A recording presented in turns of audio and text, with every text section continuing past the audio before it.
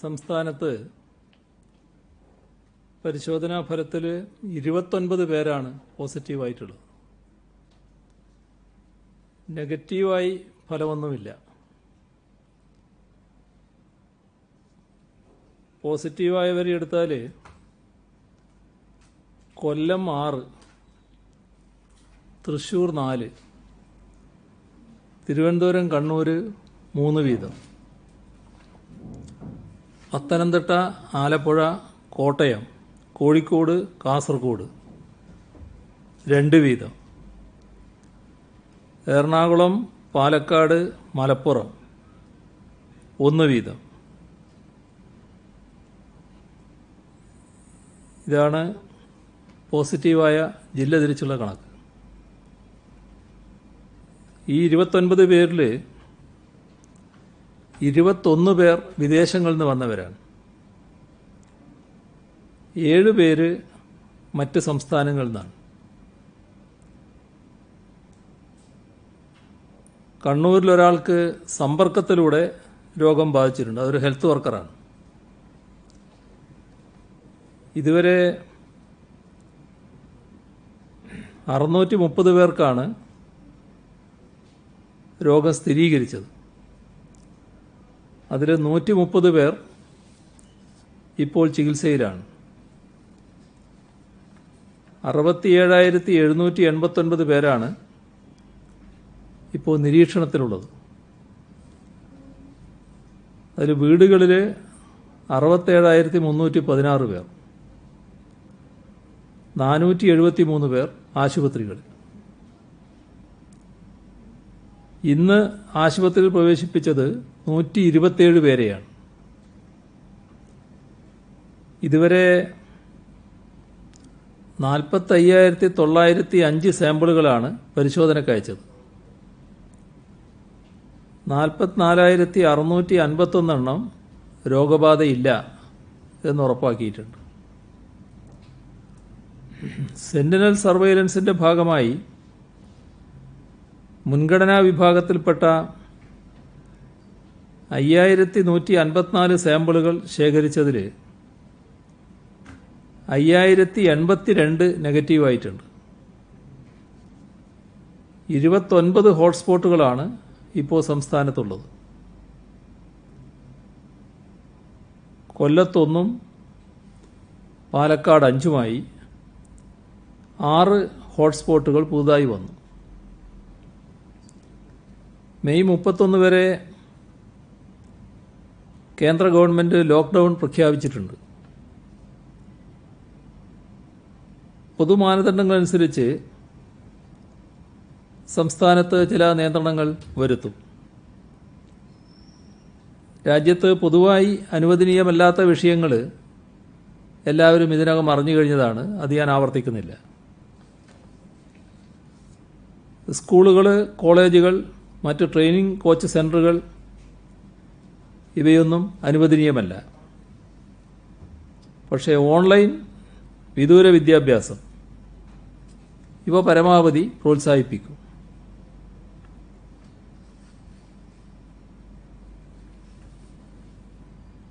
നിബന്ധനകളോടുകൂടി അനുവദിക്കുന്ന കാര്യങ്ങൾ: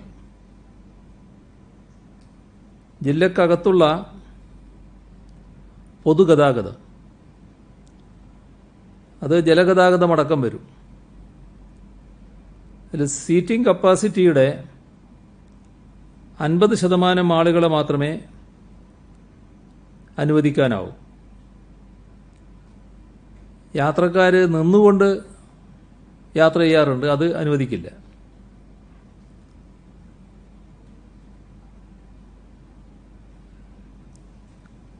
അത് ജില്ലക്കുള്ളിലെ വാഹനങ്ങളുടെയും ആളുകളുടെയും സഞ്ചാരം, അതിന് തടസ്സങ്ങളുണ്ടാവില്ല. കണ്ടെയ്ൻമെന്റ് സോൺ ഒഴികെയുള്ള പ്രദേശങ്ങളിൽ.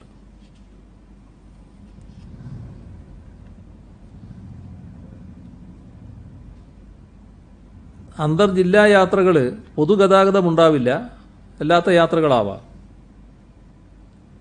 അത് രാവിലെ 7 മണി മുതൽ വൈകിട്ട് 7 മണി വരെ. ആ യാത്രക്ക് പ്രത്യേക യാത്രാ പാസ് ആവശ്യമില്ല. തിരിച്ചറിയൽ കാർഡ് കയ്യിൽ കരുതിയാൽ മതിയാവും. കോവിഡ്-19 നിർവ്യാപനവുമായി ബന്ധപ്പെട്ട പ്രവൃത്തിയിൽ ഏർപ്പെട്ടിരിക്കുന്നവർ, അവശ്യ സർവീസിലുള്ള സർക്കാർ ജീവനക്കാർ, ഇവർക്ക് യാത്ര ചെയ്യുന്നതിന് ഈ സമയപരിധി ബാധകമല്ല. ഇലക്ട്രീഷ്യന്മാർ, മറ്റ് ടെക്നീഷ്യന്മാർ തങ്ങളുടെ ട്രേഡ് ലൈസൻസ് കോപ്പി കയ്യിൽ കരുതണം.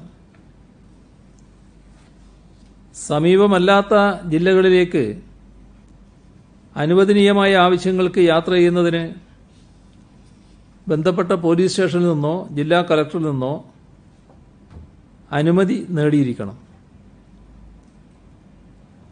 അവശ്യ സർവീസുകളിൽ ജോലി ചെയ്യുന്ന ജീവനക്കാർക്ക് ഇത് ബാധകമല്ല. ജോലി ആവശ്യങ്ങൾക്കായി സ്ഥിരമായി ദൂരെയുള്ള ജില്ലകളിലേക്ക് യാത്ര ചെയ്യുന്നവർ പ്രത്യേക യാത്രാ പാസ് ജില്ലാ കളക്ടറിൽ നിന്നോ പോലീസ് മേധാവിയിൽ നിന്നോ നേടേണ്ടതാണ്. പക്ഷേ കണ്ടെയ്ൻമെൻറ് സോണുകളിൽ പ്രവേശനത്തിന് കൂടുതൽ ശക്തമായ നിരീക്ഷണമുണ്ടാകും. അനുവദനീയമായ പ്രവൃത്തികൾക്ക് പുറമെ ലോക്ക്ഡൗൺ മൂലം ഒറ്റപ്പെട്ടുപോയ വിദ്യാർത്ഥികൾ, ബന്ധുക്കൾ ഇവരെ കൂട്ടിക്കൊണ്ടുവരുന്നതിനും അവരവരുടെ വീടുകളിലേക്ക് പോകുന്നതിനും ജോലിയിടങ്ങളിൽ കുടുങ്ങിപ്പോയ തൊഴിലാളികൾക്കും ജീവനക്കാർക്കും വീടുകളിൽ പോകുന്നതിനും അനുമതി നൽകും. മറ്റ് അടിയന്തര ആവശ്യങ്ങളുമായി ബന്ധപ്പെട്ടും അന്തർജില്ലാ യാത്ര അനുവദിക്കും. സ്വകാര്യ വാഹനങ്ങൾ, ടാക്സി ഉൾപ്പെടെയുള്ള 4 ചക്ര വാഹനങ്ങളിൽ ഡ്രൈവർക്ക് പുറമെ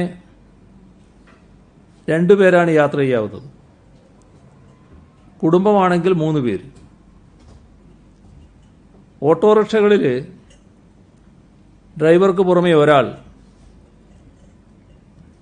കുടുംബമാണെങ്കിൽ 3 പേർ. ഇരുചക്ര വാഹനങ്ങളിൽ സാധാരണ ഒരാൾ മാത്രമാണ്. കുടുംബാംഗമാണെങ്കിൽ മാത്രം പിൻസീറ്റ് യാത്ര അനുവദിക്കും. ആരോഗ്യ കാരണങ്ങൾ ഉൾപ്പെടെയുള്ള അത്യാവശ്യ കാര്യങ്ങൾക്കായി പോകുന്നവർക്ക് ഇളവ് അനുവദിക്കാൻ പോലീസ് പ്രത്യേകമായി തന്നെ ശ്രദ്ധിക്കും. വിവിധ സോണുകളിലെ കണ്ടെയ്ൻമെൻറ് സോണുകളിലേക്കും അതിനു പുറത്തേക്കുമുള്ള യാത്രകൾ അനുവദനീയമല്ല. അടിയന്തര ഘട്ടങ്ങളിൽ ഇത്തരം യാത്ര നടത്തുന്നവർ എത്തിച്ചേരുന്ന സ്ഥലത്ത് 14 ദിവസത്തെ ഹോം ക്വാറന്റൈനോ സ്ഥാപന ക്വാറന്റൈനോ അതിലേർപ്പെടേണ്ടതാണ്. എന്നാൽ മാർഗനിർദ്ദേശങ്ങളനുസരിച്ച് അനുവദനീയമായ പ്രവൃത്തികൾക്കുള്ള യാത്രകൾ സർക്കാർ ജീവനക്കാർ അത്തരം യാത്ര നടത്തേണ്ടി വരും. സന്നദ്ധ സേവകർ നടത്തേണ്ടി വരും. അവർക്കൊന്നും ഇത് ബാധകമല്ല.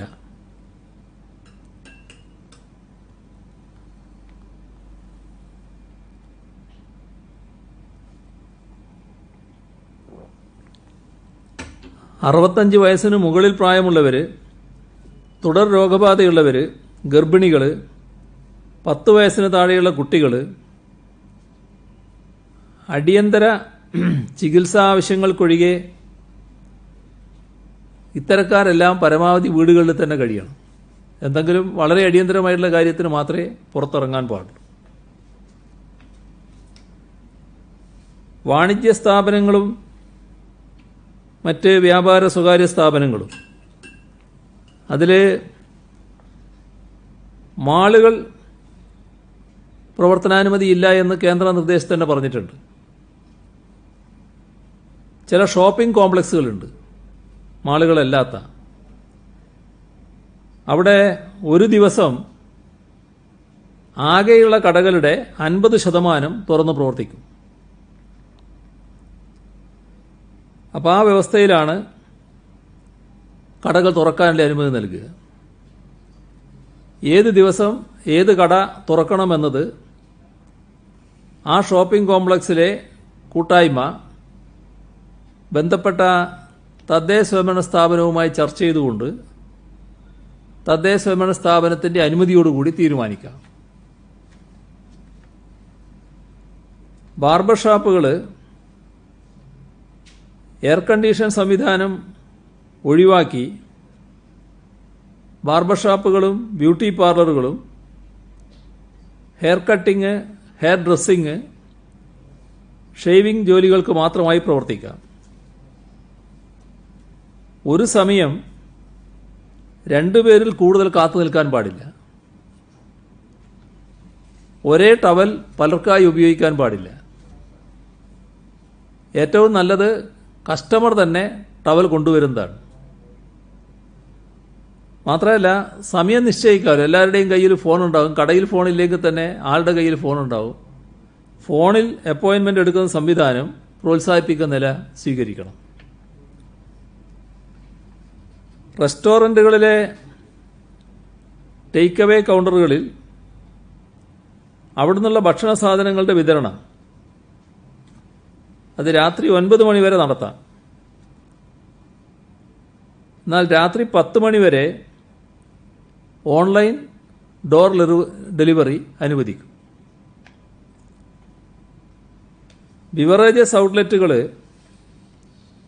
ഓൺലൈൻ ബുക്കിംഗ് സജ്ജമാകുന്ന മുറക്ക് നിബന്ധനകൾ പാലിച്ചുകൊണ്ട് പാർസൽ സർവീസിനായി തുറക്കാം. ബാറുകളിൽ മദ്യവിതരണത്തിനും ആഹാര വിതരണത്തിനും ഈ നിബന്ധനകൾ ബാധകമാണ്. ഈ സംവിധാനം നിലവിൽ വരുന്ന ദിവസം മുതൽ ക്ലബ്ബുകളിൽ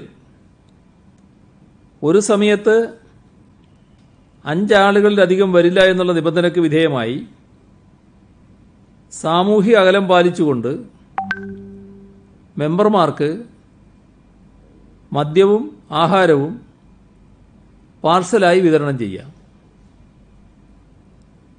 ടെലിഫോൺ വഴിയുള്ള ബുക്കിങ്ങോ അനുയോജ്യമായ മറ്റു മാർഗങ്ങളോ ക്ലബ്ബുകൾ ഇതിനായി സ്വീകരിക്കണം. ക്ലബ്ബുകളിൽ മെമ്പർമാരല്ലാത്തവരുടെ പ്രവേശനം അനുവദനീയമല്ല. കള്ളുഷാപ്പുകളിൽ നിലവിലുള്ള വ്യവസ്ഥകൾക്ക് വിധേയമായി കള്ളും ആഹാരവും വിതരണം ചെയ്യാവുന്നതാണ്. സർക്കാർ ഓഫീസുകളിൽ എല്ലാ വിഭാഗം ജീവനക്കാരും 50% പേർ ഹാജരാകേണ്ടതാണ്. ശേഷിക്കുന്ന ജീവനക്കാർ വീടുകളിലിരുന്ന് ഔദ്യോഗിക കൃത്യങ്ങൾ നിർവഹിക്കേണ്ടി വരും. ആവശ്യമെങ്കിൽ മേലുദ്യോഗസ്ഥന്റെ നിർദ്ദേശാനുസരണം ഓഫീസിലെത്തുകയും വേണം. പൊതുജനങ്ങൾക്കുള്ള സേവനം നൽകാൻ ആവശ്യമായ ജീവനക്കാരെ വിന്യസിക്കേണ്ടതാണ്. ഇനിയൊരു ഉത്തരവുണ്ടാകുന്നതുവരെ ശനിയാഴ്ച ദിവസം സർക്കാർ ഓഫീസുകൾക്ക് അവധി ദിവസമായിരിക്കും. തൊട്ടടുത്തുള്ള ജില്ലകളിലേക്ക് ജീവനക്കാർക്ക് ഔദ്യോഗിക തിരിച്ചറിയൽ രേഖ ഉപയോഗിച്ച് യാത്ര ചെയ്യാം. മറ്റ് ജില്ലകളിൽ നിന്നും സ്ഥിരമായി ഓഫീസിലേക്ക് യാത്ര ചെയ്യുന്നവരുണ്ടെങ്കിൽ മേലധികാരിയുടെ സാക്ഷ്യപത്രം കയ്യിൽ കരുതണം. ലോക്ക്ഡൗൺ പ്രഖ്യാപിച്ചതിന് ശേഷം ഓഫീസുകളിൽ ഹാജരാകാൻ സാധിക്കാത്ത സർക്കാർ ജീവനക്കാർ 2 ദിവസത്തിനകം ജോലി ചെയ്യുന്ന ജില്ലകളിലേക്ക് മടങ്ങണം. ഇപ്രകാരം യാത്ര ചെയ്യാൻ കഴിയാത്തവർ അതത് ജില്ലാ കലക്ടറുടെ മുൻപിൽ റിപ്പോർട്ട് ചെയ്യണം. ജില്ലാ കലക്ടർ കോവിഡ്-19 നിർവ്യാപന പ്രവർത്തനങ്ങൾക്കായി തദ്ദേശ സ്വയംഭരണ സ്ഥാപനങ്ങളിലോ ജില്ലാ കലക്ടറേറ്റിലോ അവരുടെ സേവനം ഉപയോഗിക്കേണ്ടതുമാണ്. പരീക്ഷാ നടത്തിപ്പിനാവശ്യമായ മുന്നൊരുക്കങ്ങൾ നടത്തുന്നതിനായി വിദ്യാഭ്യാസ സ്ഥാപനങ്ങൾ സർക്കാരായാലും എയ്ഡഡ് ആയാലും അൺഎയ്ഡഡ് ആയാലും എല്ലാം ഉൾപ്പെടെ പ്രവർത്തിക്കാവുന്നതാണ്. ഇതിന് ശനിയാഴ്ച ഒഴിവ് ബാധകമല്ല. കേന്ദ്ര സർക്കാർ ഓഫീസുകൾ കേന്ദ്ര സർക്കാർ പുറപ്പെടുവിച്ചിട്ടുള്ള നിബന്ധനകൾക്ക് അനുസൃതമായിട്ടായിരിക്കും പ്രവർത്തിക്കുക. ഉൽപാദന പ്രക്രിയയിൽ ഏർപ്പെട്ടിരിക്കുന്ന പൊതുമേഖലാ സ്ഥാപനങ്ങൾ ഉൾപ്പെടെയുള്ള സ്ഥലങ്ങളിൽ അധിക സാമ്പത്തിക ബാധ്യതയില്ലാതെ ആവശ്യമായ ക്രമീകരണങ്ങൾ നടപ്പാക്കാവുന്നതാണ്. വിവാഹ ചടങ്ങുകൾ പരമാവധി 50 ആൾക്കാരെ വെച്ചും അനുബന്ധ ചടങ്ങുകൾ പരമാവധി 10 പേരെ വെച്ചും മാത്രം നടത്തേണ്ടതാണ്. മരണാനന്തര ചടങ്ങുകൾ പരമാവധി 20 ആൾക്കാരെ വെച്ച് മാത്രം നടത്തേണ്ടതാണ്. വർക്കിംഗ് മെൻ വിമൻ ഹോസ്റ്റലുകളുടെ സുഗമമായ പ്രവർത്തനം സ്ഥാപന മേധാവികൾ ഉറപ്പാക്കേണ്ടതാണ്. ബ്രേക്ക് ദ ചെയിൻ ക്യാമ്പയിനുമായി ബന്ധപ്പെട്ട പ്രവൃത്തികൾ ഊർജിതമായി നടത്താനാവണം. കടകളിലും ബാർബർ ഷോപ്പുകളടക്കമുള്ള എല്ലാ അനുവദനീയ സ്ഥാപനങ്ങളിലും സാനിറ്റൈസറിന്റെ ഉപയോഗം കൃത്യമായി ഉറപ്പാക്കണം. ഇത്രയും കാലം സ്ഥാപനങ്ങൾ അടഞ്ഞുകിടന്നതാണ്. അപ്പോൾ നാളെ തന്നെ തുറന്ന് പ്രവർത്തിക്കാൻ പാടില്ല. നാളെ എല്ലാവരും സ്ഥാപനം തുറന്ന് ശുചിയാക്കുക. അപ്പം അങ്ങനെ ശുചിയാക്കിയ ശേഷം ബുധനാഴ്ച മുതൽ പ്രവർത്തനം ആരംഭിക്കാം. അനുവദനീയമായ എല്ലാ പ്രവൃത്തികളും കൃത്യമായ ശാരീരിക അകലം പാലിച്ച് മാത്രമേ നിർവഹിക്കാൻ പാടുള്ളൂ. 6 അടി അകലം പാലിക്കണം. 1.8 മീറ്റർ. അനുവദനീയമല്ലാത്ത രാത്രി യാത്രകൾ ഒഴിവാക്കുന്നതിനായി CRPC സെക്ഷൻ 144 അനുസരിച്ചുള്ള നിരോധിത ഉത്തരവുകൾ നടപ്പാക്കാൻ ബന്ധപ്പെട്ടവർ ശ്രദ്ധിക്കേണ്ടതാണ്. ആവശ്യമുള്ളിടത്ത് അത്തരം ഉത്തരവുകൾ പുറപ്പെടുവിക്കാവുന്നതാണ്. നേരത്തെ യാത്ര തുടങ്ങി 7 മണിക്ക് അവസാനിപ്പിക്കാൻ സാധിക്കാത്തവരുടെ രാത്രി യാത്രകൾ ഈ ഗണത്തിൽപ്പെടുത്തേണ്ടതില്ല. സ്വർണം, പുസ്തകം തുടങ്ങി ഉപഭോക്താക്കളുടെ സ്പർശനം കൂടുതലായി ഉണ്ടാകുന്ന ഇടങ്ങളിൽ പരമാവധി ശ്രദ്ധ ചെലുത്തേണ്ടതും അതില്ലാതാക്കാനും അണുവിമുക്തമാക്കാനും കൂടുതൽ ശ്രദ്ധ പതിപ്പിക്കേണ്ടതാണ്.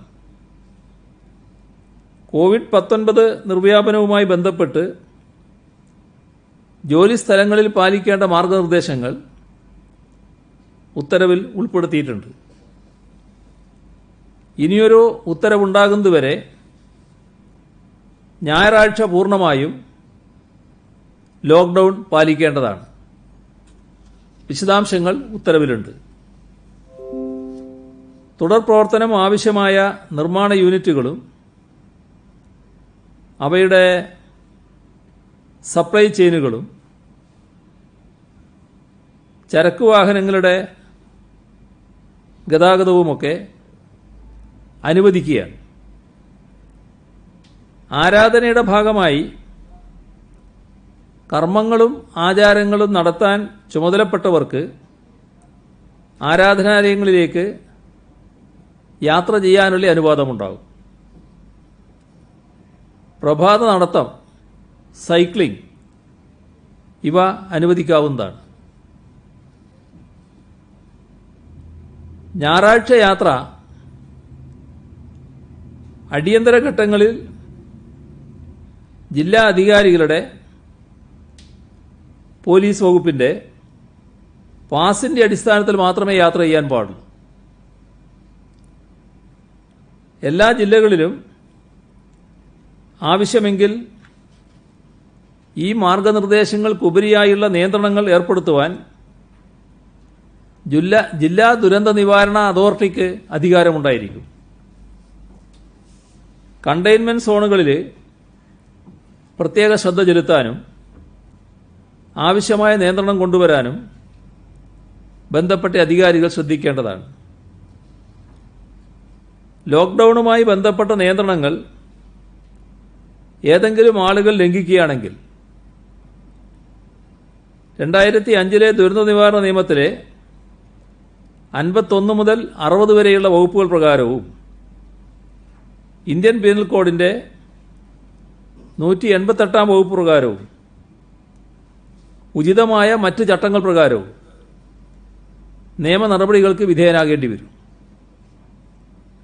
നിർവഹണ ചുമതലയുള്ള എല്ലാ വിഭാഗങ്ങളും നിർദ്ദേശങ്ങൾ കൃത്യമായി നടപ്പാക്കേണ്ടതാണ്.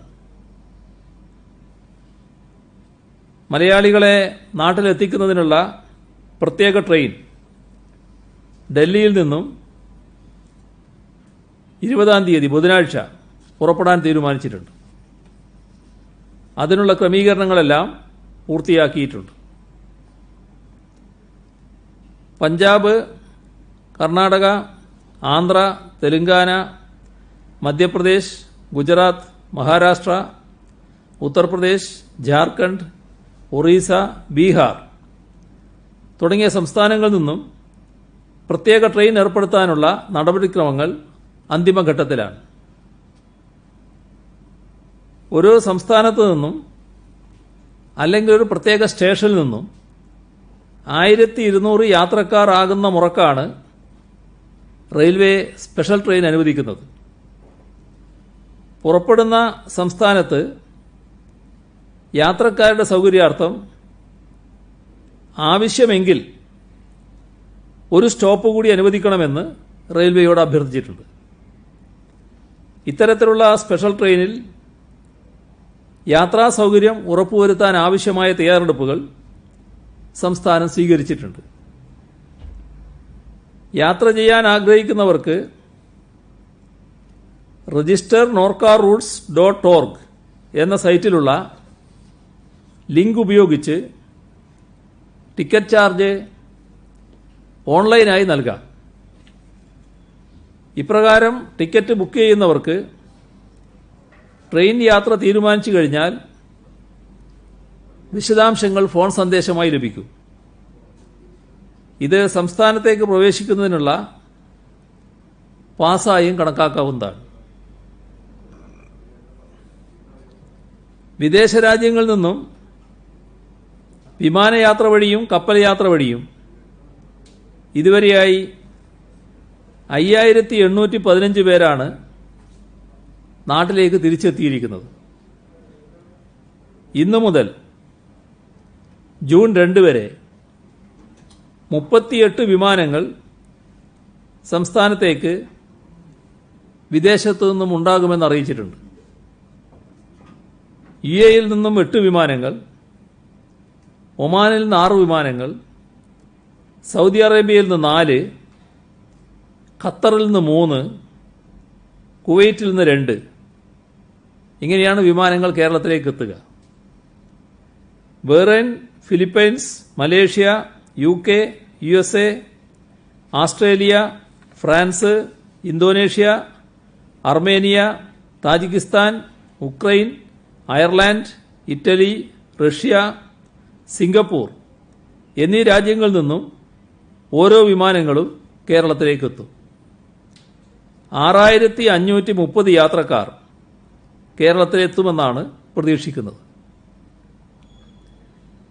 നോർക്ക റൂട്ട്സ് പ്രവാസി വിദ്യാർത്ഥി തിരിച്ചറിയൽ കാർഡുകൾക്ക് നൽകി വരുന്ന ഇൻഷുറൻസ് പരിരക്ഷ ഇരട്ടിയാക്കിയിട്ടുണ്ട്. അപകടത്തെ തുടർന്ന് മരണം സംഭവിക്കുകയോ പൂർണ്ണമായോ ഭാഗികമായോ സ്ഥിരമായോ അംഗവൈകല്യം സംഭവിക്കുകയോ ചെയ്യുന്നവർക്കാണ് പരിരക്ഷ ലഭിക്കുക. അപകട മരണം സംഭവിച്ചാൽ നൽകി വരുന്ന ഇൻഷുറൻസ് ആനുകൂല്യം 2 ലക്ഷത്തിൽ നിന്ന് 4 ലക്ഷമായും അംഗവൈകല്യം സംഭവിക്കുന്നവർക്കുള്ള ആനുകൂല്യം 1 ലക്ഷത്തിൽ നിന്ന് 2 ലക്ഷമായും വർദ്ധിക്കും. ആനുകൂല്യം ഇരട്ടിയാക്കിയെങ്കിലും പ്രവാസി തിരിച്ചറിയൽ കാർഡിന്റെ അപേക്ഷാ ഫീസിൽ ഒരു വർധനവുമില്ല. മാസ്ക് ധരിക്കുന്നത് ഉറപ്പാക്കുന്നതിനായി എല്ലാ നഗരങ്ങളിലും പോലീസിന്റെ നേതൃത്വത്തിൽ സ്പെഷ്യൽ ടാസ്ക് ഫോഴ്സിന് രൂപം നൽകും. ഗ്രാമീണ മേഖലയിൽ മാസ്ക് ധരിക്കാത്തവർക്കെതിരെ നിയമ നടപടി സ്വീകരിക്കും. അതോടൊപ്പം പോലീസിന്റെ ക്യാമ്പയിന്റെ ഭാഗമായി മാസ്ക് സൗജന്യമായി വിതരണം ചെയ്യും. മാസ്ക് ധരിക്കാത്തതിന് ഇന്ന് സംസ്ഥാനത്ത് 1344 സംഭവങ്ങൾ റിപ്പോർട്ട് ചെയ്തിട്ടുണ്ട്.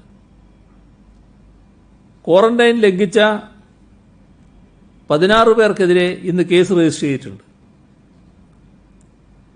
കണ്ടെയ്ൻമെന്റ് മേഖലകൾ ഒഴികെ രാവിലെ 7 മുതൽ രാത്രി 7 വരെ ജില്ല വിട്ട് യാത്ര ചെയ്യുന്നതിന് നിലവിലുള്ള പാസ് സംവിധാനം നിർത്തലാക്കും.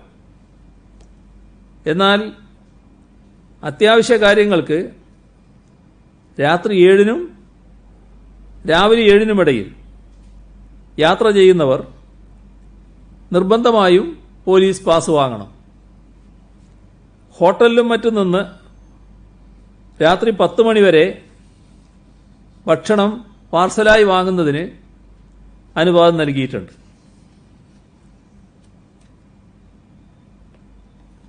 കോവിഡ്-19 ബാധയുണ്ടെന്ന് വ്യക്തമായിട്ടും അത് മറച്ചുവെച്ച് അബുദാബിയിൽ നിന്ന് തിരുവനന്തപുരത്തെത്തുകയും അസുഖബാധ അധികൃതരെ അറിയിക്കാതിരിക്കുകയും ചെയ്ത 3 പേർക്കെതിരെ കേസ് രജിസ്റ്റർ ചെയ്തു. കോവിഡ്-19 പശ്ചാത്തലത്തിൽ പോലീസിന്റെ പ്രവർത്തനക്രമത്തിൽ മാറ്റം വരുത്തുന്നതിന്റെ ഭാഗമായി പോലീസ് സ്റ്റേഷനുകളിൽ ഡ്യൂട്ടിയിലുള്ളവരുടെ എണ്ണം പകുതിയാക്കി കുറച്ചുകൊണ്ടുള്ള സംവിധാനം പരീക്ഷണാടിസ്ഥാനത്തിൽ നിലവിൽ വന്നു. ഇതുമൂലം പോലീസിന്റെ പ്രവർത്തനത്തിൽ യാതൊരു വിധത്തിലുള്ള ബുദ്ധിമുട്ടും ഉണ്ടാകില്ല എന്ന് ഉറപ്പാക്കിയിട്ടുണ്ട്. മെയ് 12-നായിരുന്നു പ്രധാനമന്ത്രി 20 ലക്ഷം കോടി രൂപയുടെ സാമ്പത്തിക ഉത്തേജന പാക്കേജ് പ്രഖ്യാപിച്ചത്. അതിന്റെ വിശദാംശങ്ങൾ 5 ഘട്ടങ്ങളിലായി കേന്ദ്ര ധനമന്ത്രി വിശദീകരിച്ചു. ഈ വർഷം കേന്ദ്ര ബജറ്റിൽ നിന്ന് ഈ പാക്കേജിന് വേണ്ടിവരുന്ന അധിക ചെലവ് 1.5 ലക്ഷം കോടി രൂപയായിരിക്കുമെന്ന് ചില പ്രാമാണിക അന്താരാഷ്ട്ര ഏജൻസികൾ തന്നെ ചൂണ്ടിക്കാണിച്ചിട്ടുണ്ട്. ഇതിൽ സൗജന്യ റേഷൻ അടക്കം കൂട്ടിയാൽ പോലും സാധാരണക്കാരുടെ കൈകളിലേക്ക് പണമായി ഖജനാവിൽ നിന്ന് എത്തുന്നത് മൊത്തം പാക്കേജിന്റെ 5% വരില്ല. 1 ലക്ഷം കോടിയിൽ താഴെ രൂപ.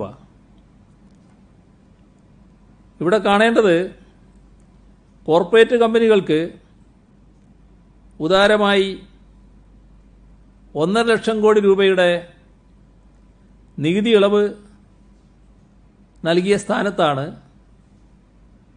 ഇത് സംഭവിക്കുന്നത്. RBIയുടെ പണനയത്തിന്റെ ഭാഗമായി ബാങ്കുകൾക്ക് ലഭ്യമായ തുകയും ഈ ബാങ്കുകൾ കൃഷിക്കാർക്കും ചെറുകിട വ്യവസായികൾക്കും നൽകുമെന്ന് പ്രതീക്ഷിക്കുന്ന തുകയുമാണ് 20 ലക്ഷം കോടിയിലെ സിംഹഭാഗവും. RBI ബാങ്കുകൾക്ക് നൽകിയ പണത്തിൽ 8.5 ലക്ഷം കോടി രൂപ ഈ മാസം ആദ്യം തന്നെ ബാങ്കുകൾ 3.5% താഴ്ന്ന പലിശക്ക് റിസർവ് ബാങ്കിൽ തന്നെ നിക്ഷേപിക്കുകയാണ് ചെയ്തത്. ഇന്നത്തെ സാമ്പത്തിക അനിശ്ചിതാവസ്ഥയിൽ ബാങ്കുകൾ വായ്പ നൽകാൻ മടിക്കുന്നു എന്നതാണ് വസ്തുത. കേരള സംസ്ഥാന സർക്കാരിൻ്റെ ഒരു അനുഭവമുണ്ട്. 6,000 കോടി രൂപ വായ്പ എടുക്കാൻ ശ്രമിച്ചപ്പോൾ 9% ബാങ്കുകൾ ഈടാക്കിയ പലിശ. നമ്മുടെ രാജ്യത്ത് ഇനിമേൽ ഡിഫൻസ്, എയ്റോസ്പേസ്, ബഹിരാകാശം, ധാതുഖനം, റെയിൽവേ, അറ്റോമിക് എനർജി, പ്രതിരോധം തുടങ്ങിയ എല്ലാ മേഖലകളിലും സ്വകാര്യ സംരംഭകരാകാം. പൊതുമേഖല ചില തന്ത്രപ്രധാന മേഖലകളിൽ മാത്രമായി പരിമിതപ്പെടുത്തും. ഒരു മേഖലയിൽ 4 പൊതുമേഖലാ കമ്പനികൾ മാത്രമേ അനുവദിക്കൂ എന്നാണ് കേന്ദ്രം ഇപ്പോൾ പറഞ്ഞിട്ടുള്ളത്.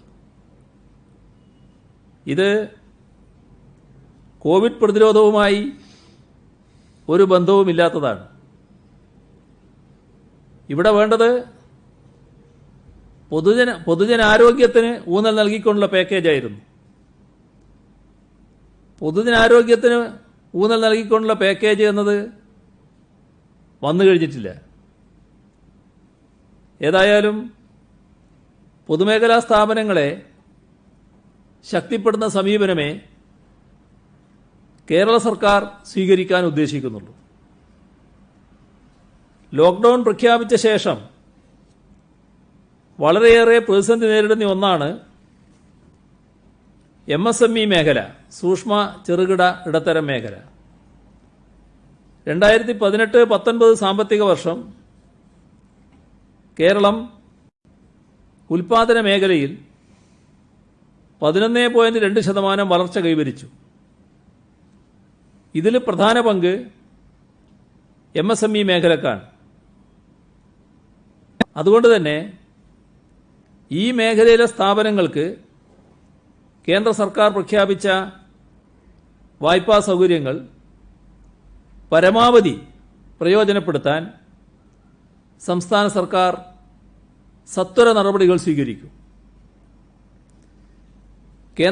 കേന്ദ്രത്തിന്റെ പ്രഖ്യാപനം വരുന്നതിന് മുൻപ് തന്നെ സംസ്ഥാന സർക്കാർ MSME മേഖലക്കായി വ്യവസായ ഭദ്രത എന്നൊരു പദ്ധതി തീരുമാനിച്ചിട്ടുണ്ട്.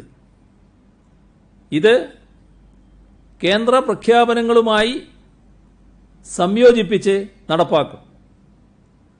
നമ്മുടെ പരമ്പരാഗത മേഖലയായ കശുവണ്ടി മേഖല ഉൾപ്പെടെ MSME സ്ഥാപനങ്ങൾ ബാങ്കുകളിലെ വായ്പാ തിരിച്ചടവിന് പ്രതിസന്ധി നേരിടുന്നവയുണ്ട്. ഇവക്ക് കൂടി സഹായകമാകുന്ന സ്ട്രെസ്ഡ് അക്കൗണ്ടുകൾക്കായി കേന്ദ്ര സർക്കാർ പ്രഖ്യാപിച്ച പദ്ധതി വിനിയോഗം ചെയ്യും. വികസനത്തിന് പ്രാപ്തിയുള്ള MSMEകൾക്കായി കേന്ദ്ര സർക്കാർ മദർ ഫണ്ട്, ഡോട്ടർ ഫണ്ട് എന്നീ ആനുകൂല്യങ്ങൾ പ്രഖ്യാപിച്ചിട്ടുണ്ട്. 50,000 കോടി രൂപയുടെ പണലഭ്യത ഉണ്ടാകുമെന്നാണ് പ്രഖ്യാപിച്ചിരിക്കുന്നത്. ഇതിന്റെ വിശദാംശങ്ങൾ ലഭ്യമാകുന്ന മുറക്ക് കേരളത്തിൽ അത് പ്രയോജനപ്പെടുത്താൻ പദ്ധതി ആവിഷ്കരിക്കും. മഹാത്മാഗാന്ധി ദേശീയ തൊഴിലുറപ്പ് പദ്ധതിക്കായി 2020-21 കേന്ദ്ര ബജറ്റിൽ വകയിരുത്തിയിട്ടുള്ള 61,000 കോടി രൂപയിൽ 40,000 കോടി രൂപയുടെ വർധനവ് വരുത്തിയത് കേരളം പൂർണ്ണതോതിൽ പ്രയോജനപ്പെടുത്തും.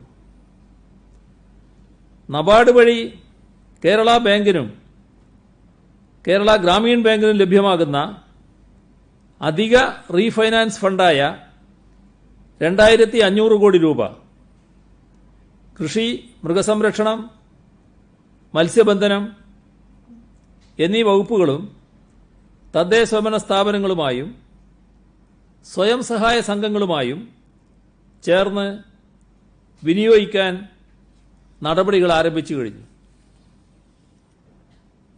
ഭക്ഷ്യമേഖലയിലെ മൈക്രോ സ്ഥാപനങ്ങൾക്കുള്ള 10,000 കോടി രൂപയുടെ ധനസഹായ പദ്ധതിയിൽ ബീഹാർ, കാശ്മീർ, തെലങ്കാന, ആന്ധ്ര, തമിഴ്നാട് എന്നീ സംസ്ഥാനങ്ങൾ ഉൾപ്പെട്ടിട്ടുണ്ടെങ്കിലും കേരളമില്ല.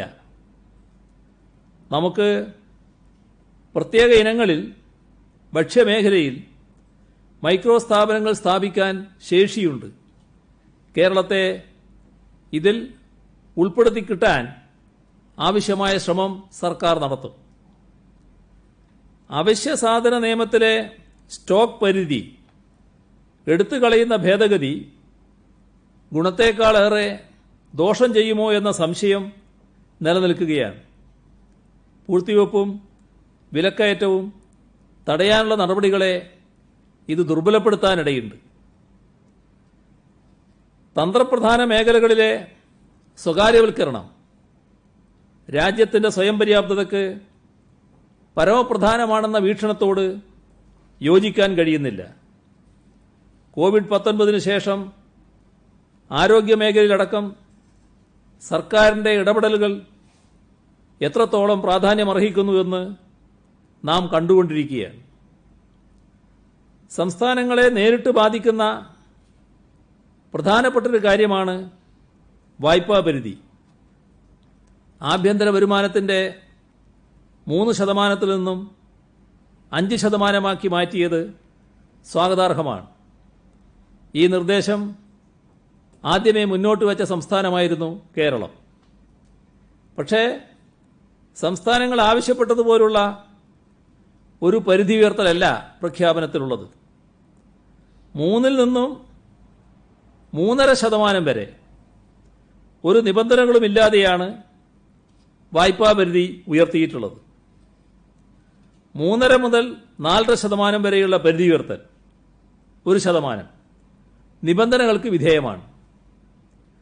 പൊതുവിതരണ സമ്പ്രദായം, ഈസ് ഓഫ് ഡൂയിങ് ബിസിനസ്, ഊർജം, നഗരത്തിലെ തദ്ദേശഭരണ സ്ഥാപനങ്ങൾ ഇത്തരം മേഖലകളിൽ വരുത്തേണ്ട പരിഷ്കാരങ്ങളുടെ അടിസ്ഥാനത്തിലായിരിക്കും ഈ 1% വായ്പാ പരിധി വർധന ലഭ്യമാകുക. ഓരോ മേഖലയിലെ പരിഷ്കരണത്തിനും 0.25% വർധന, 4.5 നിന്നും 5% വരെയുള്ള വർധന മേൽപ്പറഞ്ഞ 4 പരിഷ്കാരങ്ങളിൽ 3 വിജയകരമായി നടപ്പിലാക്കിയാലാണ് ലഭ്യമാവുക. അപ്പോൾ കേരളത്തിൽ 0.5% വായ്പ നിബന്ധനകൾ കൂടാതെ ലഭിക്കും. ഇതുവഴി ഇപ്പോഴത്തെ വായ്പാ പരിധി 27,100 കോടി രൂപ, അതിൽ 4,500 കോടി രൂപയുടെ വർധനയുണ്ടാവും. ബാക്കി നിബന്ധനകൾക്ക് വിധേയമായി മാത്രമേ ലഭ്യമാവുകയുള്ളൂ. നിബന്ധനകളുടെ കൂടുതൽ വിശദാംശങ്ങൾ ലഭ്യമായിട്ടില്ല.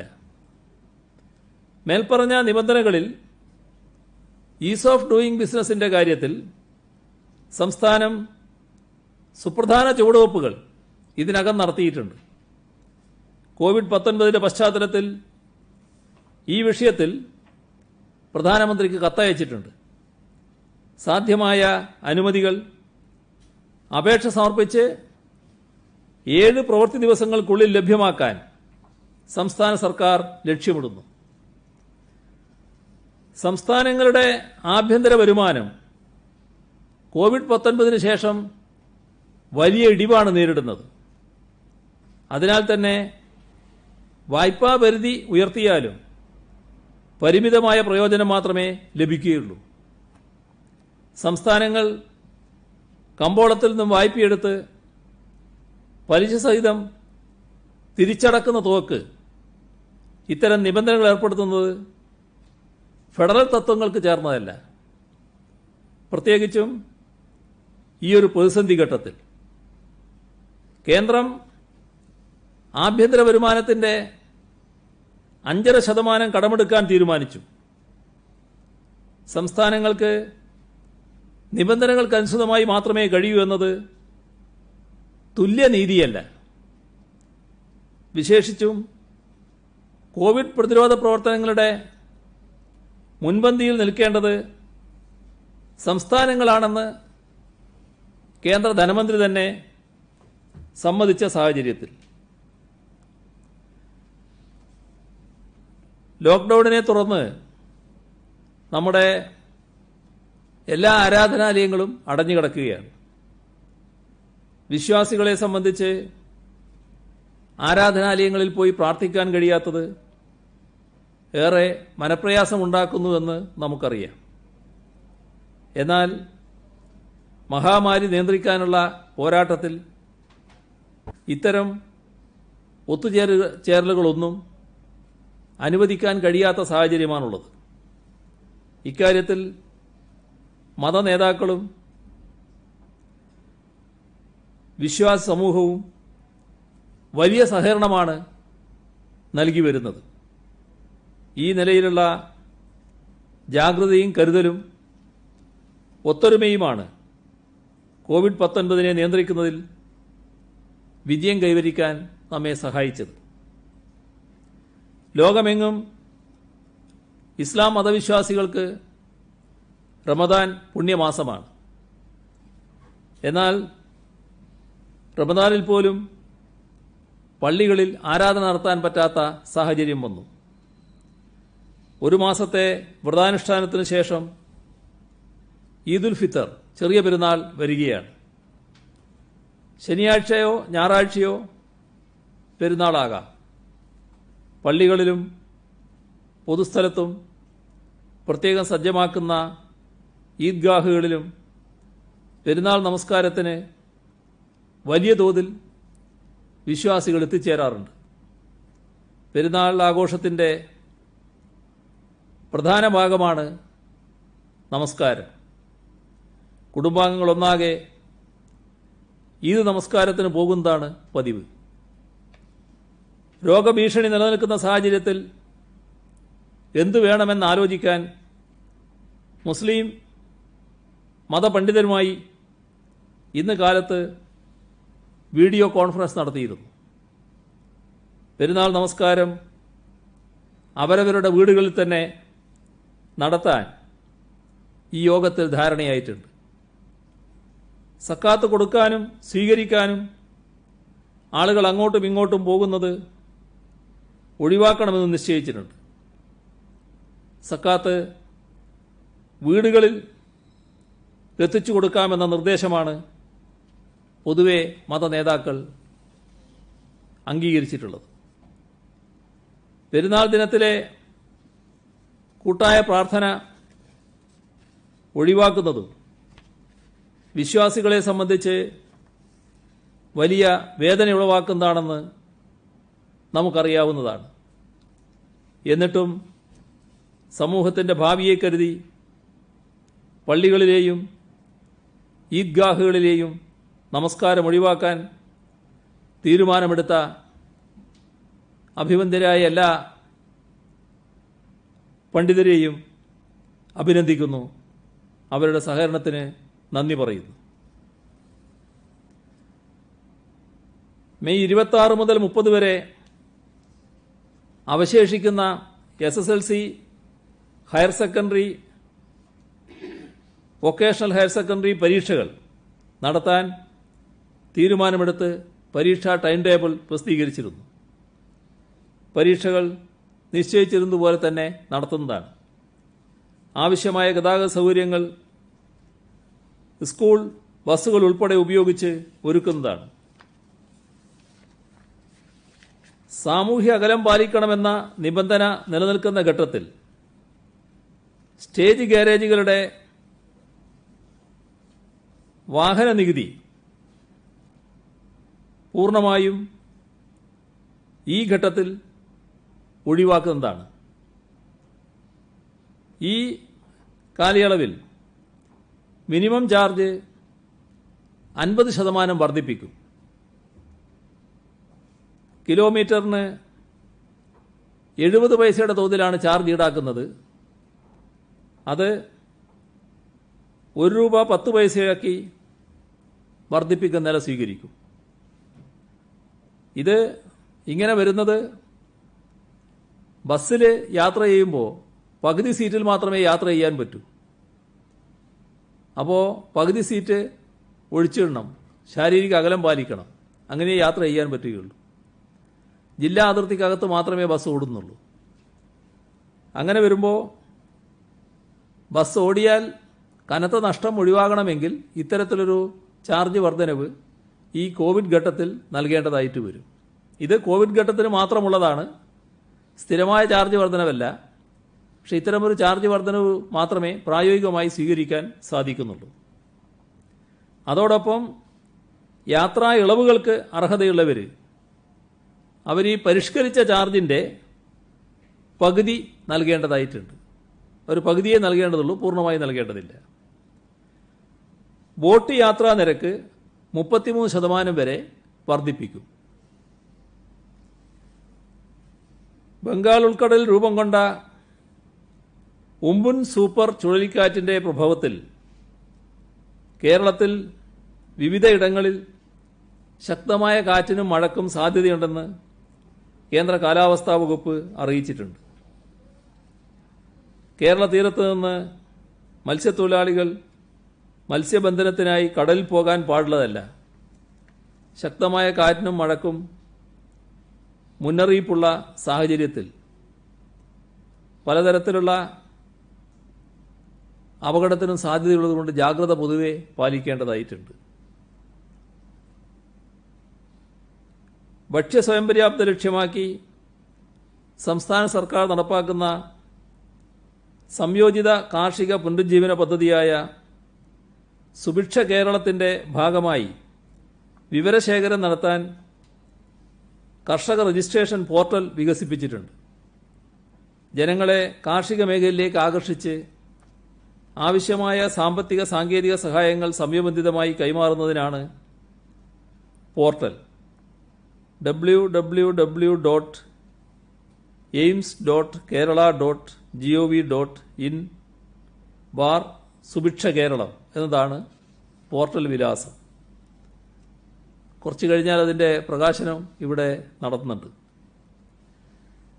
തരിശു നിലങ്ങളിൽ കൃഷിയിറക്കുന്നതടക്കമുള്ള കാർഷിക രംഗത്തെ സർക്കാർ ആഹ്വാനങ്ങൾക്ക് സമ്പൂർണ്ണ പിന്തുണ വരാപ്പുഴ അതിരൂപത മെത്രാപ്പോലീത്ത ആർച്ച് ബിഷപ്പ് ജോസഫ് കളത്തിപ്പറമ്പിൽ അറിയിച്ചിട്ടുണ്ട്. കാർഷിക വ്യാവസായിക മേഖലക്കേറ്റ തിരിച്ചടി മറികടക്കാൻ ഒരു സംയോജിത ഭക്ഷ്യസുരക്ഷാ പദ്ധതി നടപ്പാക്കാൻ സർക്കാർ തയ്യാറെടുത്തു കഴിഞ്ഞു. അവസരോചിതമായ വരാപ്പുഴ അതിരൂപതയുടെ ഇടപെടൽ അഭിനന്ദനാർഹമാണ്. ആരോഗ്യ പ്രവർത്തകർക്ക് സുരക്ഷാ ഉപകരണങ്ങൾ വിതരണം ചെയ്തതും സമൂഹ അടുക്കളകളിൽ സഹായമെത്തിച്ചതുമടക്കം വരാപ്പുഴ രൂപത 3,95,28,570 രൂപയുടെ കോവിഡ് പ്രതിരോധ പ്രവർത്തനങ്ങൾ നടത്തിയതായി മെത്രാപ്പോലീത്ത അറിയിച്ചു. ഫെഡറൽ ബാങ്ക് കോഴിക്കോട് മേഖലാ ഓഫീസ് കണ്ണൂർ ഗവൺമെന്റ് മെഡിക്കൽ കോളേജിലേക്ക് റാപ്പിഡ് ടെസ്റ്റ് കിറ്റ് വാങ്ങുന്നതിന് 13,44,000 രൂപ സംഭാവന നൽകിയിട്ടുണ്ട്. ദുരിതാശ്വാസ CMDRFിലേക്ക് മുഖ്യമന്ത്രി ദുരിതാശ്വാസ നിധിയിലേക്ക് NSS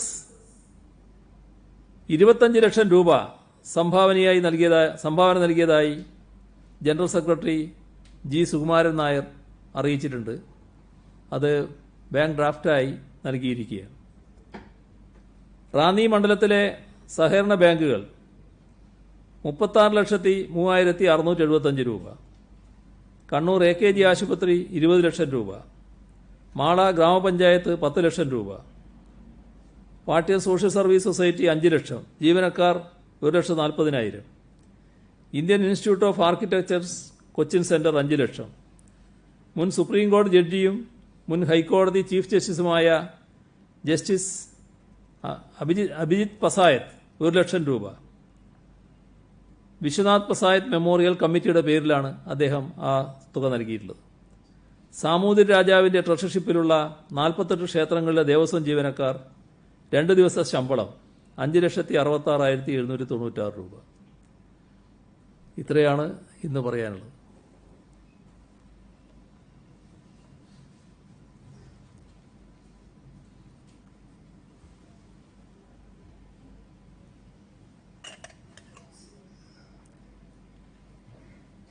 കൂടുതൽ ഇളവുകൾ നൽകുമ്പോൾ ജനങ്ങൾ കൂടുതലായി പുറത്തിറങ്ങും. ഈ കഴിഞ്ഞ 2-3 ദിവസമായി നമുക്ക് കൂടുതൽ പോസിറ്റീവ് കേസുകൾ റിപ്പോർട്ട് ചെയ്യുകയും ചെയ്യുന്നുണ്ട്. ഇപ്പോൾ ജനങ്ങൾ ഈ കോവിഡിനൊപ്പം ജീവിക്കുക എന്ന സന്ദേശമാണോ സർക്കാർ ഇതുവഴി നൽകാൻ ഉദ്ദേശിക്കുന്നത്? എന്ന് സർക്കാർ ആഗ്രഹിക്കുന്നില്ല. പക്ഷേ നാം കാണേണ്ടത് ദീർഘകാലം എല്ലാം അടച്ചിട്ട് ജീവിക്കാൻ നമുക്ക് ഏതായാലും കഴിയില്ല. ഇപ്പോൾ നമുക്ക് വേണ്ടത്ര ഇതിനെക്കുറിച്ചൊരു അവബോധം വന്നിട്ടുണ്ട്. എങ്ങനെയാണ് ഇതിനെ നേരിടേണ്ടത് എന്നതിനെക്കുറിച്ച് ശരിക്കുള്ള അവബോധമുണ്ട്. രോഗം ചില ബന്ധങ്ങളിലൂടെയാണ് വരുന്നത്. അപ്പം അത് ഇല്ലാതിരുന്നാൽ രോഗത്തെ തടയാൻ നമുക്ക് സാധിക്കും. നമ്മളാദ്യം എല്ലാം അടച്ചിട്ടു, നല്ല ഗുണമതിനുണ്ടായി. അതിലൂടെ നമ്മൾ പഠിച്ചതെന്താണ്? രോഗവാഹകനായിട്ടുള്ള ആളുമായി ഏതെങ്കിലും തരത്തിലുള്ള സമ്പർക്കത്തിൽ നമ്മൾ ഏർപ്പെടരുത്. അപ്പോൾ അത് നമുക്ക് തുറന്നും പാലിക്കാൻ കഴിയണം. അതിനാണ് പുറത്തുനിന്ന് വരുന്ന ആളുകളെ എല്ലാവരും രോഗമുള്ളവരായിരിക്കില്ല. പക്ഷേ നമ്മൾ ഈ കണ്ടതുപോലെ ചിലർ രോഗമുള്ളവരാണ്. അവർക്ക് അവകാശപ്പെട്ട മണ്ണിലേക്കാണ് അവർ വരുന്നത്. അവരെ തടയാൻ നമുക്ക് കഴിയില്ല. അപ്പോൾ അവർ വരുമ്പോൾ രോഗബാധയുണ്ടോ എന്ന് പരിശോധിക്കേണ്ടതായിട്ടുണ്ട്. ആ പരിശോധനയ്ക്ക് അവർ നിരീക്ഷണത്തിൽ കഴിയണം. അത് നല്ല ജാഗ്രതയോടെ കഴിയണം. അതുകൊണ്ടാണ് 16 ദിവസം പൂർണ്ണമായി അവർ ക്വാറന്റൈനിൽ കഴിയണം എന്ന് തീരുമാനിച്ചത്. ആ ക്വാറന്റൈനിൽ കഴിയുന്നതിൽ ഒരു തരത്തിലുള്ള ജാഗ്രത കുറവും ഉണ്ടാകരുത്. ഇത് ഉറപ്പുവരുത്താൻ നമുക്ക് കഴിയണം. അത് വേണ്ടത് യഥാർത്ഥത്തിൽ ചുറ്റുപാടുമുള്ളവർ തന്നെയാണ്. ഗവൺമെൻറ് ആകാവുന്നതെല്ലാം ചെയ്യും. പക്ഷേ ജനങ്ങൾ തന്നെ അതിൻ്റെ ഉത്തരവാദിത്വം എടുക്കേണ്ടതായിട്ടുണ്ട്. ഇയാൾ പുറത്തിറങ്ങുന്നുണ്ടോ? തൊട്ടടുത്തുള്ളവർക്കറിയാം. വാർഡ് തല സമിതികൾ ഇതിനു വേണ്ടി രൂപീകരിച്ചിട്ടുണ്ട്. നാട്ടുകാർ ആ കാര്യം, അയൽപക്കക്കാർ ശ്രദ്ധിക്കേണ്ടതായിട്ടുണ്ട്. എല്ലാവരും ഇതിൽ സ്വയം ബോധവാന്മാരായി മാറേണ്ടതായിട്ടുണ്ട്. അത്തരത്തിലുള്ളൊരു ഇടപെടലിലേക്ക് നമ്മുടെ നാട് നീങ്ങുകയാണ്. സ്വാഭാവികമായും അതിന് അതിൻ്റേതായ നല്ല ഫലം സൃഷ്ടിക്കാനാകും. ഇതിൻ്റെ ഒരു വ്യാപനം അങ്ങനെ മാത്രമേ തടയാനാവൂ. അത് തടയാനാകുമെന്ന് തന്നെയാണ് ഉറച്ച് കരുതുന്നത്. അപ്പോൾ എല്ലാവരും അതിനനുസരിച്ച് നിലപാട് സ്വീകരിക്കുക. അതോടൊപ്പം നാം ഇപ്പോൾ മാസ്ക് ധരിക്കുന്നു. സാനിറ്റൈസർ നേരത്തെ നമ്മൾ ഉപയോഗിച്ച് അധികം ശീലമില്ല. സാനിറ്റൈസർ ഇപ്പം എല്ലാ സ്ഥലങ്ങളിലും ഉപയോഗിക്കാൻ തയ്യാറാകുന്നു. ഇത്തരം കാര്യങ്ങൾ നമ്മൾ തുറന്നും പാലിച്ചു പോകണം. ഒരാളെ കണ്ടാൽ ഉടനെ കൈ കൊടുക്കുന്ന രീതിയല്ല. നമുക്ക് വേണമെങ്കിൽ നമസ്തേ പറയാം, നമസ്കാരം പറയാം, എന്താണോ ശീലം അത് ചെയ്യാം. കൈ കൊടുത്ത് സ്വീകരിക്കേണ്ടതായിട്ടില്ല. കണ്ട ഉടനെ കെട്ടിപ്പിടിക്കേണ്ടതായിട്ടില്ല. ഇങ്ങനെയുള്ള എല്ലാ ശീലങ്ങളും നമ്മൾ മാറ്റേണ്ടതായിട്ടുണ്ട്. ശാരീരിക അകലം പാലിക്കുക എന്നുള്ളത് വളരെ പ്രധാനമാണ്.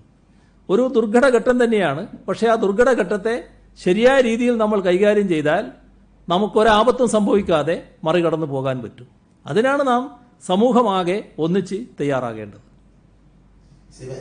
ഈ ഇളവുകൾ എന്ന് പ്രഖ്യാപിച്ചു. നേരത്തെ ശ്രദ്ധേയപ്പെട്ട ഒരു കാര്യമാണ് ഈ ചാനലുകളിലെ ഷൂട്ടിംഗ് ഫോർമുല നടക്കുന്ന ഷൂട്ടിങ്ങിന് അത് CM പരിഗണിക്കാൻ പറഞ്ഞു. അതുപോലെ തന്നെയാണ് സിനിമകൾ. ഈ ലോക്ക്ഡൌൺ തുടങ്ങുന്നതിന് മുമ്പ് തന്നെ സെറ്റിട്ട് തുടങ്ങിയ സിനിമാ ചിത്രീകരണങ്ങളെല്ലാം നിർത്തിവെച്ചിരിക്കുകയാണ്. അവർക്ക് സെറ്റിന് വേണ്ടി മുടക്കിയ ലക്ഷങ്ങളെല്ലാം ഇനി മഴയോടെ പെയ്തു കഴിഞ്ഞാൽ വഴിയാതാവുന്ന ഒരു അവസ്ഥയാണ്. അത് ഇതിൽ പരിഗണിക്കോ? ഒരു ചോദ്യം കൂടെ. എത്ര ചോദ്യ ഞാൻ കുറിച്ചെടുക്കേണ്ടി വരും. ഇതിൽ ആദ്യം പറഞ്ഞതിന് അത് അനുമതിയാവുകയാണ്. അതായത് ചാനലുകൾ അവരുടെ ഓഫീസിനകത്ത് അവരുടെ സംവിധാനം ഉണ്ടല്ലോ, ഇൻഡോർ ഷൂട്ടിംഗ്, ഔട്ട്ഡോർ ഷൂട്ടിംഗ് പറ്റില്ല. മിനിമം ആളുകളെ വെച്ചുകൊണ്ട് ഷൂട്ടിംഗ് നടത്താമെന്നുള്ള സമ്മതം ഇളവ് കൊടുക്കുകയാണ്. സിനിമയുടെ കാര്യം പ്രത്യേകം ആലോചിക്കുക എന്താണെന്നുള്ളത്. ഹിന്ദുസ്ഥാൻ ലാറ്റക്സ് വികസിപ്പിച്ചെടുത്ത ടെസ്റ്റിംഗ് കിറ്റിന് വൈറോളജി ഇൻസ്റ്റിറ്റ്യൂട്ട് അനുമതി നൽകിയത് കേട്ടു. അപ്പോൾ അത് സ്റ്റേറ്റ് ഉപയോഗിക്കുന്ന കാര്യത്തിൽ എന്തെങ്കിലും തീരുമാനമായോ? അത് വാസ്തവമുണ്ടോ? അതെന്താണെന്ന് പരിശോധിക്കണം. എന്താ നോക്കാം. അന്തർജില്ലാ യാത്രയ്ക്കുള്ള പാസുകളുടെ കാര്യത്തിൽ നമ്മൾ അപേക്ഷിച്ച് COVID-19 ജാഗ്രതാ സൈറ്റിൽ അപേക്ഷിച്ച് അത് അപ്പോൾ തന്നെ പാസ് ലഭ്യമാക്കുന്ന തരത്തിലുള്ള എന്തെങ്കിലും ക്രമീകരണങ്ങൾ ഏർപ്പെടുത്താൻ ഉദ്ദേശിക്കുന്നുണ്ടോ എന്നുള്ളതാണ് ഒരു കാര്യം. ഞാൻ നേരത്തെ പറഞ്ഞത് ശ്രദ്ധിച്ചില്ല. ഇനി അങ്ങോട്ട് അന്തർജില്ലാ യാത്രക്ക് പ്രത്യേക പാസിന്റെ ആവശ്യമില്ല. സാധാരണ നിരക്ക് കടന്നുള്ള യാത്രയ്ക്ക് വേണമല്ലോ. വിദൂര ജില്ലകൾക്ക് അപ്പം തന്നെ ലഭ്യമാകാനുള്ള നടപടികൾ എടുക്കുക. അതുപോലെ ഈ ബാറുകളിലൂടെ ഈ വിൽക്കോയുടെ മദ്യവിൽപ്പനശാലകൾക്ക് ഈ നമ്മൾ വെർച്വൽ ക്യൂ സംവിധാനം എന്നത്തേക്ക് റെഡിയാവും, എന്നാണ് അപ്പോൾ ഇത് തുറക്കുക? അത് വിഷമിക്കണ്ട, വേഗം തന്നെ റെഡിയാവും. ഒരു വലിയ താമസം ഉണ്ടാവില്ല. CMA കേരളത്തിലെ തിരുവനന്തപുരം സെക്രട്ടേറിയറ്റ് ഉൾപ്പെടെയും പാലക്കാട് ജില്ലയിലും അതിർത്തി കടന്നു വന്ന് ജോലി ചെയ്യുന്നവരുണ്ട്, സർക്കാർ ജീവനക്കാരുണ്ട്, നിർമ്മാണ തൊഴിലാളികളുണ്ട്, തമിഴ്നാട്ടിൽ നിന്ന് വരുന്നവർ, ടെക്നിക്കലി പാറശാലയ്ക്കപ്പുറം. അവരുടെ കാര്യത്തിൽ എന്താണ് സർക്കാരിന്റെ തീരുമാനം? അവർക്ക് പ്രത്യേക പാസ് കൊടുക്കുമോ? നിർമ്മാണ തൊഴിലാളികൾക്കും സർക്കാർ ജീവനക്കാർക്കും മറ്റു സ്ഥാപനങ്ങളിൽ ജോലി ചെയ്യുന്നവർ അല്ല, സാധാരണ നിലക്ക് സർക്കാർ ജീവനക്കാരായിട്ടുള്ളവർക്ക് അവർക്ക് അവരുടെ പാസ് കാണിച്ച് തന്നെ യാത്ര ചെയ്യാം. അതിന് മറ്റു പ്രയാസങ്ങളില്ല. പിന്നെ മറ്റുള്ളവർ പ്രത്യേക ആവശ്യം അതിൻ്റെത് വരുന്നുണ്ടെങ്കിൽ അതിന്റെ ഭാഗമായിട്ടുള്ള നടപടികൾ സ്വീകരിക്കുക.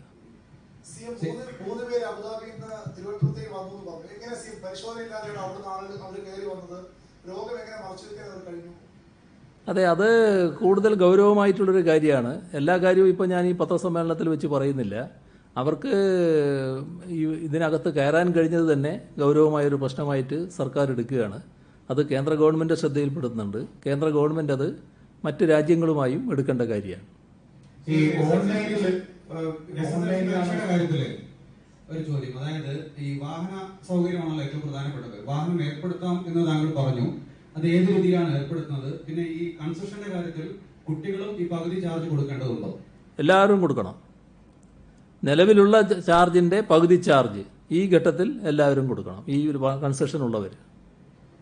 CM ഈ മഹാരാഷ്ട്രയടക്കം 4 സംസ്ഥാനങ്ങളിൽ നിന്ന്, തമിഴ്നാട്, കർണാടക, അത്തരം സംസ്ഥാനങ്ങളിൽ നിന്നുള്ളവർക്ക് ഈ ജാഗ്രതയിൽ കയറി ഇങ്ങോട്ടേക്കുള്ള പാസിന് അപ്ലൈ ചെയ്യാൻ കഴിയുന്നില്ല എന്ന് പറയുന്നത്, അത്തരം എന്തെങ്കിലും വിലക്ക്, താൽക്കാലിക വിലക്കോ മറ്റോ ഏർപ്പെടുത്തിയിട്ടുണ്ടോ? ഒരു വിലക്കും ഒരിടത്തുമില്ല. അതിന്റെ ഒരു പ്രശ്നമേ ഇല്ല. CM ഒരു ഈ ഓൺലൈനിലാണ് ഈ ജൂൺ 1 മുതൽ ക്ലാസ് തുടങ്ങും എന്ന് CM പ്രഖ്യാപിച്ചു കഴിഞ്ഞു. പക്ഷേ അത് എല്ലാ കുട്ടികൾക്കും പ്രാപ്യമാണോ? ഒരു പഠനം തന്നെ സംസ്ഥാന സർക്കാർ നടത്തിയതിൽ 2.6 ലക്ഷം വിദ്യാർത്ഥികൾക്ക് വീട്ടിൽ ടിവിയോ ഇന്റർനെറ്റ് സൗകര്യമോ ഇല്ല എന്ന് തന്നെ ചില റിപ്പോർട്ടുകൾ വരുന്നുണ്ട്. എങ്ങനെയാണ് അത് ജൂൺ 1 തന്നെ അത് തുടങ്ങുമോ? എന്താണ് അക്കാര്യത്തിലൊരു വ്യക്തത ഉണ്ടായിട്ടുണ്ടോ സംസ്ഥാന സർക്കാർ? ജൂൺ 1 തന്നെ തുടങ്ങാനാണ് ഉദ്ദേശിക്കുന്നത്. ഈ പറഞ്ഞ കുറച്ച് പ്രശ്നങ്ങളുണ്ട്. അത് എങ്ങനെ പരിഹരിക്കാനാകുമെന്നതും അതോടൊപ്പം ആലോചിച്ചുകൊണ്ടിരിക്കുകയാണ്. ആവശ്യമായ പരിഹാര നടപടികൾ സ്വീകരിക്കുക തന്നെ ചെയ്യും. നമ്മുടെ കർണാടക സംസ്ഥാനം കേരളം അടക്കമുള്ള 4-5 സംസ്ഥാനങ്ങളിൽ നിന്ന് വരുന്ന ആളുകൾക്ക് വിലക്ക് ഏർപ്പെടുത്തിയിരിക്കുകയാണ്. അതുകൊണ്ട് തന്നെ ഈ ബോംബെയിൽ നിന്നും മറ്റും ഇങ്ങോട്ടേക്ക് പുറപ്പെട്ട ആളുകൾക്ക് ഈ കർണാടകം കടന്നു വരാൻ കഴിയുമെന്നൊരു വലിയ ആശങ്കയുണ്ട്. കാരണം നാസിക്കിൽ നിന്ന് പൂനെയിൽ നിന്നൊക്കെ യാത്ര പുറപ്പെട്ടു കഴിഞ്ഞു. അപ്പൊ ഇന്നാണ് കർണാടക മുഖ്യമന്ത്രി യെദ്യൂരപ്പ ഈ ഒരു പ്രഖ്യാപനം നടത്തിയത്. കേരളം, ഗുജറാത്ത്, തമിഴ്നാട്, ബോംബെ തുടങ്ങിയ സംസ്ഥാനങ്ങളിൽ വരുന്നവർക്ക് കർണാടകയിൽ പ്രവേശിക്കാനാവില്ലായിരുന്നു. അത്തരം ആ ബുദ്ധിമുട്ട് പരിഹരിക്കാൻ എന്തെങ്കിലും ഇടപെടൽ നടത്താൻ കഴിയുമോ? ഇത് നേരത്തെ എടുത്ത പ്രശ്നമാണ്. കേന്ദ്ര ഗവൺമെന്റ് ശ്രദ്ധയിൽപ്പെടുത്തിയതാണ്. കേന്ദ്ര ഗവൺമെന്റും ആ പ്രശ്നങ്ങൾ എടുത്തിട്ടുണ്ട്. ഒരു യാത്ര ചെയ്ത് വരുന്നവരെ ഇടയ്ക്കുള്ള യാത്ര ചെയ്ത് വരുമ്പോൾ ആ പുറപ്പെടുന്ന സംസ്ഥാനവും എത്തേണ്ട സംസ്ഥാനവും രണ്ടു കൂട്ടരും അംഗീകരിച്ചു കഴിഞ്ഞാൽ ഇടയ്ക്കുള്ള സംസ്ഥാനം അതിനെ തടയാൻ പാടില്ല, അതിൽ ഇടപെടാൻ പാടില്ല എന്ന് തന്നെയാണ് കേന്ദ്രം നിർദ്ദേശിച്ചിട്ടുള്ളത്. അതൊന്നുകൂടി വേണമെങ്കിൽ ശ്രദ്ധയിൽപ്പെടുത്താം. ഓൺലൈൻ ക്ലാസ് പറഞ്ഞു, ഉടൻ ക്ലാസുകൾ തുറന്നതിനെന്നും പറയും. പക്ഷേ പല സ്വകാര്യ സ്കൂളുകളടക്കം യൂണിഫോമിൽ ഉൾപ്പെടെ വലിയ ഫീസ് ഇപ്പോൾ ആവശ്യപ്പെടുകയാണ് അഡ്മിഷൻ സമയത്ത്. തന്നെയുമല്ല പല സ്വകാര്യ സ്കൂളുകളും കുട്ടികളെ തന്നെ നേരിട്ട് കൊണ്ടുചെല്ലുമെന്ന് പറയുന്നു. മറ്റൊരു കാര്യം CM ഈ 50% ജീവനക്കാരാണ് സർക്കാർ ജീവനക്കാർ നമ്മൾ പറയുന്നത്. പക്ഷേ ഇപ്പം വാല്യുവേഷൻ സമയത്ത് 80% ടീച്ചർമാർ അവിടെ വാല്യുവേഷൻ ക്യാമ്പുകളുണ്ട്. അപ്പൊ അത് നേരത്തെ നമ്മൾ പറഞ്ഞ വിരുദ്ധമല്ലേ? അധ്യാപകർക്ക് ഇത് ബാധകമല്ല. മറ്റത് സ്കൂളുകളിലെ അഡ്മിഷന്റെ കാര്യത്തിന് കുട്ടികൾ പോകേണ്ടതില്ല എന്ന ഉത്തരവ് തന്നെ പുറപ്പെടുവിച്ചിട്ടുണ്ട്. കുട്ടികളെ കൊണ്ടുപോകേണ്ടതില്ല, മറ്റു നടപടികൾ സ്വീകരിച്ച് അഡ്മിഷൻ വാങ്ങാവുന്നതാണ്. CM ഈ മലയാളികളെ നാട്ടിൽ കൊണ്ടുവരുന്നതുമായി ബന്ധപ്പെട്ട് ഗുജറാത്ത് സർക്കാർ അഹമ്മദാബാദിൽ പെട്ടുകിടക്കുന്ന മലയാളികളെ നാട്ടിൽ കൊണ്ടുവരാൻ നടപടിയെടുക്കണമെന്ന് ഗുജറാത്ത് സർക്കാർ എന്തെങ്കിലും ആവശ്യപ്പെട്ടിട്ടുണ്ടോ? അഹമ്മദാബാദിൽ കുറെ മലയാളികൾ പെട്ടുകിടക്കുന്നുണ്ട്, അവരെ നാട്ടിലെടുക്കാൻ ഗുജറാത്ത് സർക്കാർ ആവശ്യപ്പെട്ടിട്ടുണ്ട്. കേരള സർക്കാർ നടപടി സ്വീകരിക്കുന്നില്ല എന്ന ആക്ഷേപം അവിടുത്തെ മലയാളികൾ ഉന്നയിക്കുന്നുണ്ട്. ശ്രദ്ധയപ്പെട്ടിട്ടുണ്ടോ? മലയാളികളുടെ കൂട്ടത്തിൽ പല തരക്കാരുണ്ട്. അവരെന്ത് പറയുന്നു എന്നുള്ളതല്ല, എല്ലായിടെയുള്ള മലയാളികളെ ഇങ്ങോട്ട് കൊണ്ടുവരാനാണ് ശ്രമിച്ചുകൊണ്ടിരിക്കുന്നത്. അക്കൂട്ടത്തിൽ അഹമ്മദാബാദും ഉണ്ട്. അഹമ്മദാബാദ് ഗുജറാത്തിലുമാണല്ലോ. ആ നടപടികൾ സർക്കാർ സ്വീകരിച്ചു വരികയാണ്. ഞായറാഴ്ച സമ്പൂർണ്ണ ലോക്ക്ഡൌൺ നമ്മൾ തീരുമാനിച്ചിട്ട് ഞായറാഴ്ച പെരുന്നാളാണെങ്കിൽ സമ്പൂർണ്ണ ലോക്ക്ഡൌൺ ഉണ്ടാകുമോ?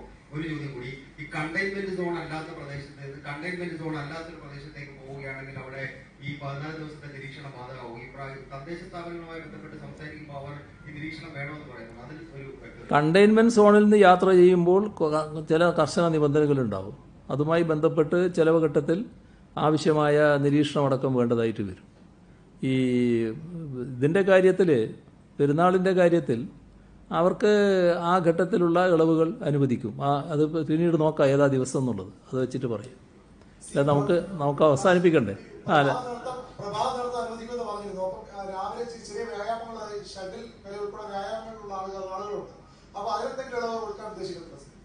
ഷട്ടിൽ കളിക്കുന്നതിന് തടസ്സമുണ്ടോ ഇപ്പോൾ?